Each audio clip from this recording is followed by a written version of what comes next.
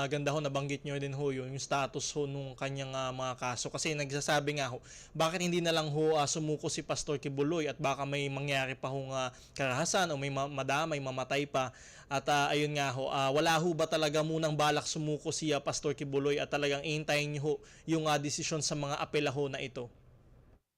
Actually, another complication that attends this case is the threat of extraordinary rendition. Ano po ito? Para maintindihan po ng ating mga nanonood na mga laymen po, para po itong kidnapping, but it is sponsored by a state authority, no? This is extraordinary rendition because this does not follow the usual route of extradition.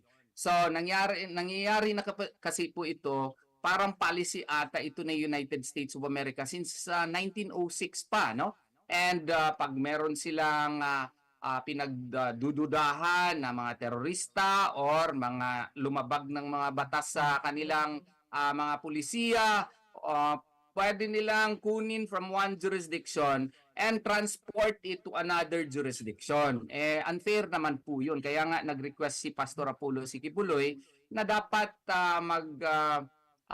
palabas ng official declaration po ang ating gobyerno na hindi i-allow, hindi payagan yung United States of America to interfere in our domestic concerns or domestic activities, no? Would that be valid? Valid po yan in Nicaragua versus US. Even the International Court of Justice emphasized the rule on territoriality, territorial jurisdiction, and that the state has the right to direct its own affairs.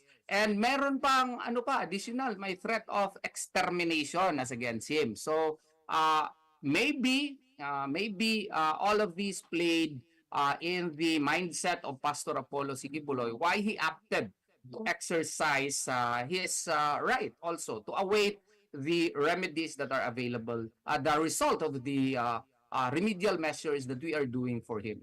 Ayan ho, malinaw ho yan, Atty. Torio, na hintayin ni Pastor Kibuloy yung magiging desisyon ng korte sa mga apelang ito.